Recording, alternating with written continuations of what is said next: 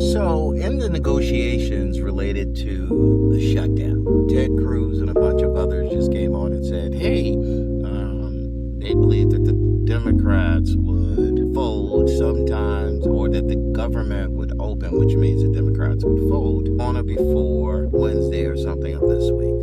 So here that, again, I'm going to make the case that they're not understanding what is transpiring, meaning the right. You have the majority. You have the ability. And for Trump, who is really the head of the party, so Ted Cruz is nothing, as we know. He's a minion in the scope of Trump, and you're not even looking like them, so they don't really pay attention to you. I said that. So get it that we don't listen to anything that you say under the administration. There was once upon a time where you could get a sense of what organizations and what things in government was doing based on people that we had serving, even if they weren't serving you.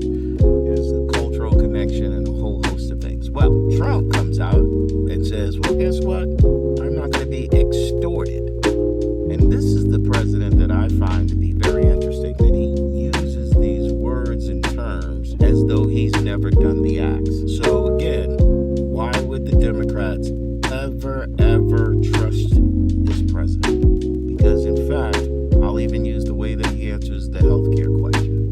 So they said, hey, what is the new proposed healthcare that you would be willing to sit down with them and negotiate on? And what does that look like? They don't have one. And then the press said, you've been talking about this since 2015. So what are we doing, sir? And he goes, we would figure it out and we would put something together. So essentially what he's saying is, trust me, open up the government and we'll figure it out after the fact. Sir, you've been bulldozing everybody, and your policies don't make sense with an exclamation point. No accountability, and it's not just you, sir. We understand that you got the immunity, but the Republican Party does not. And I agree with the governor of Chicago, who says that this Trump is short term, but those of you that enable this, you will feel that long after. So, we are trying to make sure that we as a people in this city need to look at these things at a macro level.